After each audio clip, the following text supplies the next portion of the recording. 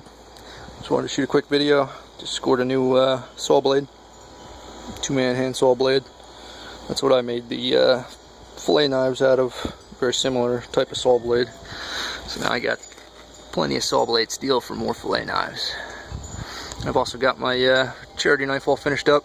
Just finished the sheath yesterday, and that's actually getting raffled at a party today to benefit a friend of mine. Help pay for some hospital bills after a recent leg amputation. So I got the blade all polished up,